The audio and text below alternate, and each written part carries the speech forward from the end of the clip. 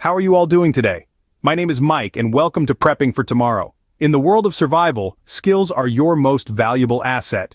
When the chips are down and the lights go out, it's not the latest gadgets or the fanciest gear that will see you through. It's the knowledge in your head and the skills in your hands. Today we're going to delve into the essential survival skills, the ones that could mean the difference between life and death when you're facing the unexpected. Whether you're hunkered down at home or out in the wilderness, these 13 skills will give you the foundation you need to weather any storm. From shelter building to fire starting, from water procurement to navigation, we're going to cover it all. So buckle up, folks. Remember, no skills, no surviving. Let's dive in. Let's kick off with the first two survival techniques, shelter building and fire starting. When it comes to survival, these two skills are as old as humanity itself, and they're still just as vital today. Picture this. You're in the wilderness, and the sun is starting to set. The first thing you need is a shelter. Start by looking for natural structures. A fallen tree or a dense bush can serve as a good base. Gather branches, leaves, and debris and start constructing. Use the branches to form the frame of your shelter. Pile on leaves and debris for insulation. Remember, your shelter doesn't have to be a 5-star hotel. It just needs to keep you warm and protect you from the elements. Now, you've got your shelter, but the night is cold and you need warmth. That's where fire starting comes in. Fire also serves as a light source and a way to cook food. It's a beacon of safety in the wilderness. There are numerous ways to start a fire. If you have modern tools like lighters or fire starters, great. If not, don't worry. You can go old school and use friction methods. The bow drill and fire plow are two traditional techniques. For a bow drill, you'll need a bow, a drill, a socket, and a fireboard. The drill is spun with the bow, generating heat as it rubs against the fireboard, eventually creating an ember. A fire plow is simpler. You rub a hard stick into a groove in a softer piece of wood until you create an ember. Once you've got your ember, transfer it to a tinder nest. Gently blow on it until it ignites. Add small twigs to build your fire, followed by larger pieces of wood to sustain it. With a warm fire and a sturdy shelter, you've already won half the battle. You've created a haven in the wilderness, a place to rest, to warm up, to plan your next steps. And remember, these skills aren't just for a worst-case scenario. They're tools for empowerment, for connecting with our roots, for understanding that we are, at heart, creatures of the earth. Well, with that said, I will catch you on the next one. Now that you're warm and safe, it's time to find water and figure out where you are. When it comes to survival, water is your top priority. Without it, you have only a few days to live. Thankfully, Mother Nature provides with rivers, streams, and even rain. But remember, not all water is safe to drink, so you'll need to purify it. Boiling is the most common method. Just bring that water to a rolling boil for at least 1 minute, and voila, it's safe to drink. If boiling isn't an option, consider purification tablets or a portable filter, both essential items to have in your survival kit. Now, sometimes water sources aren't visible. In such cases, look for green vegetation or swarms of insects. They're usually signs of nearby water. And don't forget about morning dew. Collect it using a cloth and then wring it out into a container. It's a slow process, but every drop counts. Once you've secured water, it's time to get your bearings. Navigation can be a tricky beast, but fear not, there are ways to tackle it. If you have a compass and a map, you're golden. But if not, the sun, the stars, and even the landscape around you can guide you. During the day, the sun is your friend. It rises in the east and sets in the west. At night, look up. The North Star, also known as Polaris, is almost directly above the North Pole. Find it, and you've found north. And let's not forget about landmarks. They're a simple yet effective way to orient yourself. Choose something distinctive in your environment. A tall tree, a mountain peak, or a unique rock formation. Use it as a reference point to avoid walking in circles. Remember, water is life, and knowing where you are can save it. And so, with water in your belly and a direction in your mind, you're ready to face whatever comes next. You've got this.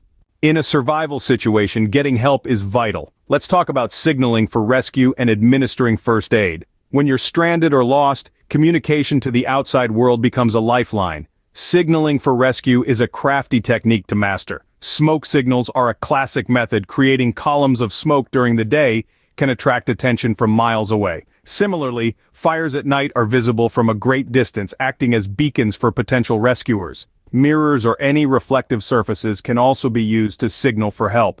By reflecting sunlight, you can create a flash of light visible from afar.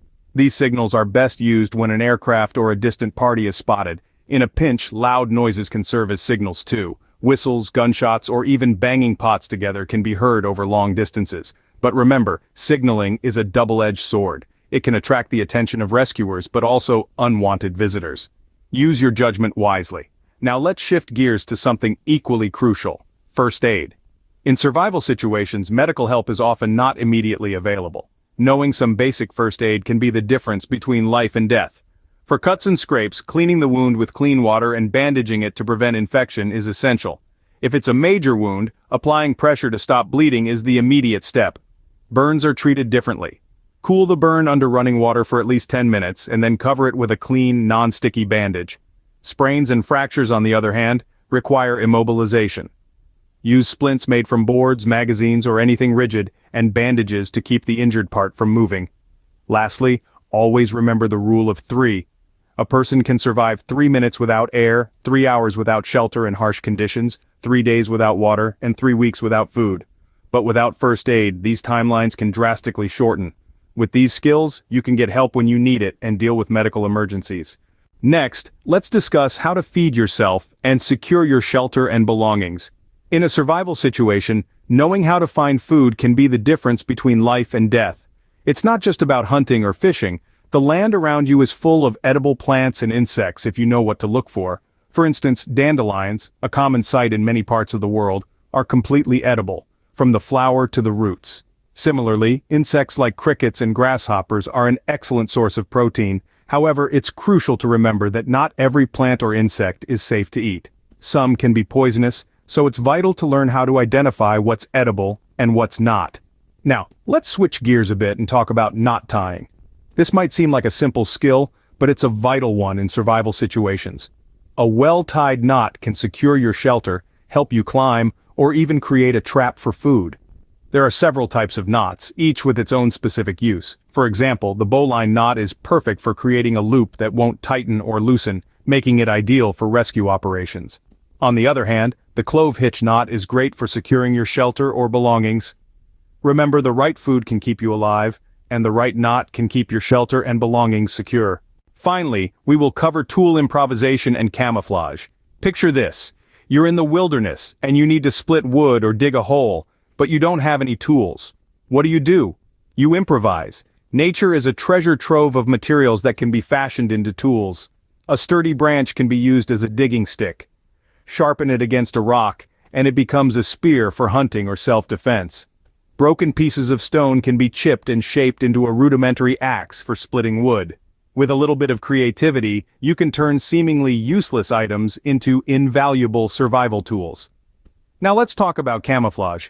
Whether you're in a dense forest or a concrete jungle, blending in with your surroundings is a crucial survival tactic. In the wild, use mud, leaves, or even charcoal from your fire to break up your shape and color, making you less noticeable to both predators and prey.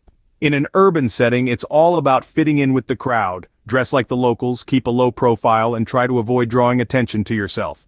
Remember, the goal is to be the gray man, unseen, unnoticed, and unremembered. With these skills, you can make the tools you need and blend in with your surroundings. Master these, and you've got 2 more keys to unlocking your survival potential. These 13 skills are the basics to weather any storm, whether you're bugging in or bugging out. From building shelters and starting fires to foraging for food and camouflaging yourself, each of these skills can be a lifeline in a survival situation. Remember, knowledge is power, and in this case, your knowledge could very well be the key to your survival. So, equip yourself with these skills and be ready for whatever life throws your way. Well, with that said, I will catch you on the next one. Stay safe and stay prepared.